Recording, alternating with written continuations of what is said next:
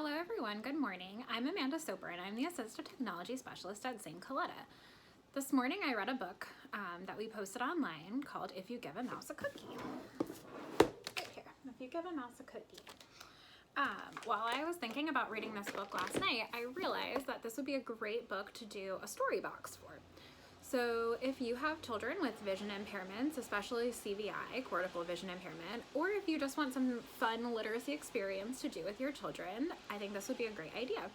I found all of these items around my tiny 450 square foot apartment last night, and I don't have kids, so I think that most of these items are things that you could probably find around the house.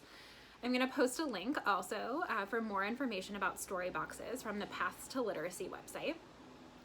So a story box is just a box that has a collection of items that are related to a book, right, that are mentioned in the story. So I have an actual box that I put together last night for If You Give a Mouse a Cookie. It just makes learning kind of a fun hands-on experience.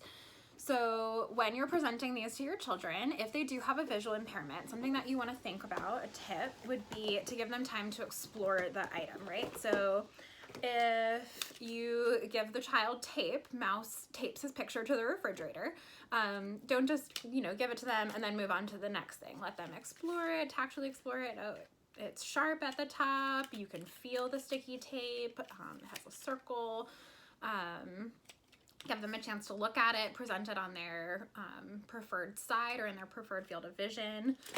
And then you want to use salient features. So salient to describe the item. So salient features are usually like consistent descriptions of items. So for instance, if I was going to describe the cup to my child, I might talk about that it has a curved base and a rim.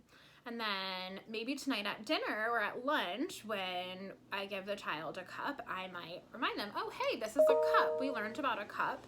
And If You Give a Mouse a Cookie, we know it's a cup because it has this curved base and a rim. And by doing that, you can help your child put meaning to words, right? They can start through experience and tactile exploration. Whoa, that was a hard one to say. Tactile exploration. Learn what these words mean.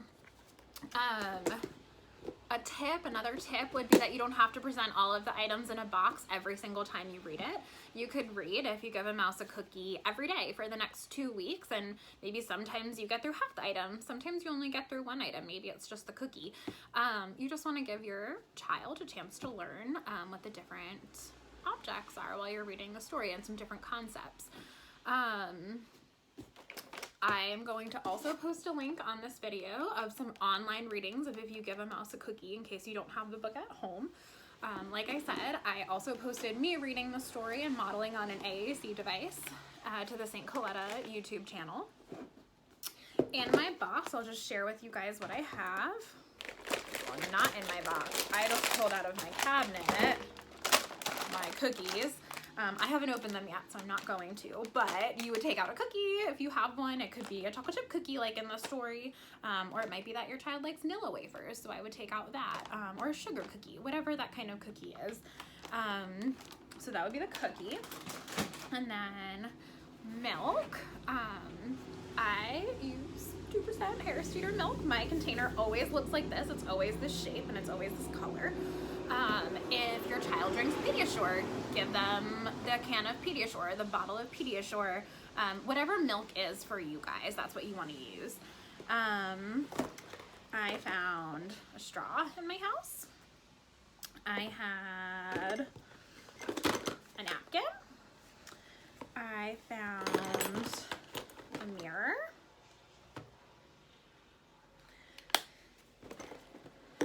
I didn't think I was gonna have these, but I did have nail scissors. Broom. Here's my handy broom. I would say if you have like the little handheld broom and dustpan, that's probably a little bit easier for your children to manipulate. I unfortunately don't have one, so I just had my regular broom. Then a sponge. I had a blanket and a throw, or a blanket and a pillow. I didn't want to pull my comforter off my bed. You could use a real blanket, maybe if your child has a little blankie. If you have a regular pillow, I also had a little sensory pillow that I use a lot, so I threw that in the box. Paper, I didn't have crayons, so I would just substitute markers when I'm reading the story. You write your name with a pen.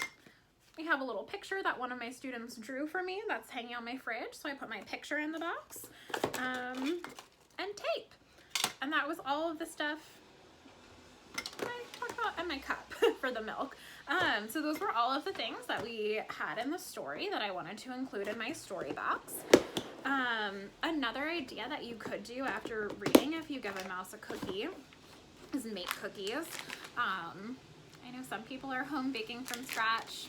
I just went and got the break and bake cookies when I was at Harris Teeter. That could be a fun activity to do with your child and another hands-on experience for understanding what a cookie is. So that's about it. That would be my idea for reading if you give a mouse a cookie and using a story box. Like I said, it would be great for your children that have visual impairments, including cortical vision impairment. But really, it could just be a fun hands-on literacy experience for any of our students at St. Coletta. If you have any questions, please feel free to reach out. Thanks. Have a good day.